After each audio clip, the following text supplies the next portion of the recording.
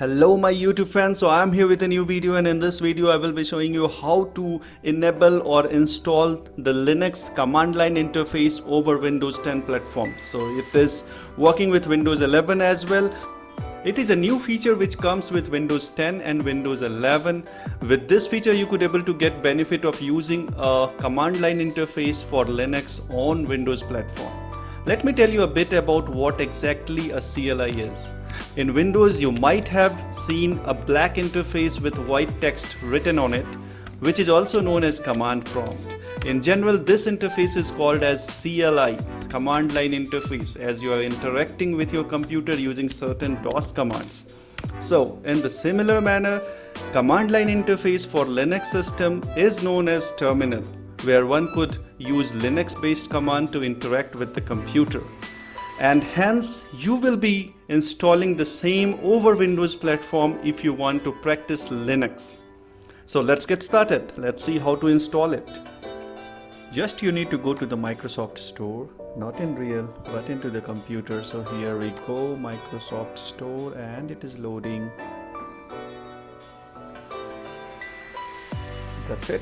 Now in the search box option you need to type Ubuntu. If you know the exact version what you need, you can just type the version, or you can just type Ubuntu. You will be getting several versions, so I will be selecting this one, and it is 22.04.2 LTS. I will click on get.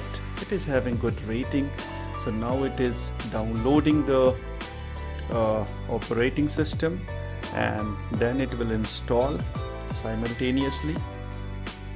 So it is happening very quickly for me since my internet speed is good, and I am happy with this.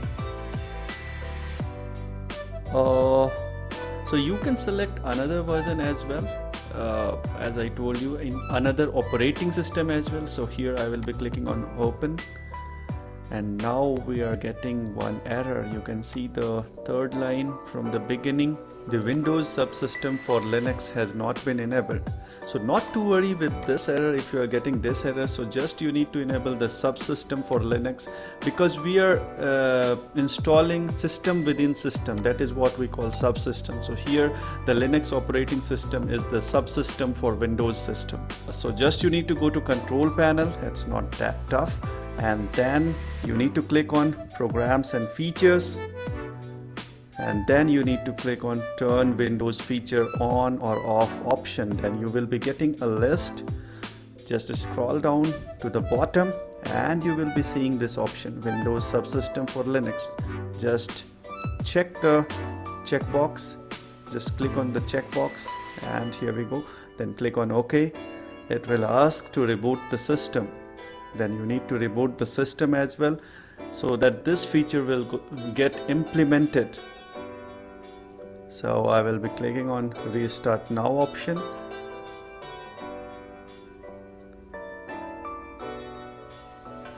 and in this video I am taking from my mobile phone. So this is the restarting process, so I have to turn off my screen recorder. So let the system get restarted, and it is rebooting. It will take some time. Here we go, the logo appears, the BIOS screen logo. I will just make it fast forward to save the time.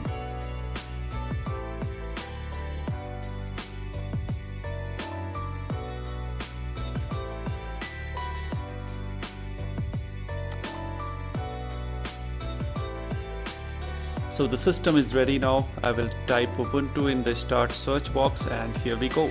Just click on this option and it will initialize the CLI option. However, it is installing few packages which will take some time, around 45 seconds to 1 minute. I will just fast forward this process to save the time.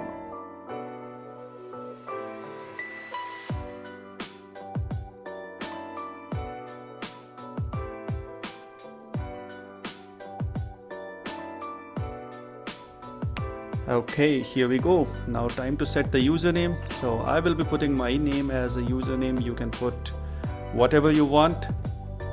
Just keep it in mind, whatever the user you are going to create. So I'm creating my name as a username, and now it will ask for the password. Just don't be surprised here if it is not typing anything. It will not show any dot or asterisk mark, just it is working in the back end. So this is how Linux system work. You need to retype the password, and if both will match, it will do the remaining thing automatically for you. And now the CLI is prepared. So command line interface for Ubuntu system is prepared. You can see the green text in the last line where you could see your machine name followed by the username, what you have created. And now you could start enjoying the Linux command line interface by suiting the Linux commands. So one more thing I would like to add here. So this CLI can be used with the basic Linux command. I mean to say the advanced commands which is related to system root or kernel will not get executed. So if you are starting learning Linux, then this is very good platform to do that. For advanced Linux installation, you can check out my previous video or just click on I button to check out those videos. So guys, that's it in this video. If you feel this video is informative and you have learned something from this, please do like this video, share it with your friends and other people, and subscribe my channel for the latest update. Do press the bell icon to get quick notification whenever I am uploading any video on my channel. So I will see you in the next video. Till then, stay tuned, stay fit. See you in the next video. Bye bye. So I have tried systemctl command, which is not working here. As I told you, this is just, it will just accept the basic command. It will not accept the command which is related to the root level or the kernel level. So it will just accept top command, which will be showing you the process which is running inside the Linux environment, and some pwd commands. So I am just trying normal commands. You can use several other commands also. So if you are a beginner, then this is very good platform for you, as I told you previously. So you can use tons of command over here, except the system root related command or the kernel related command. So happy learning. Bye bye.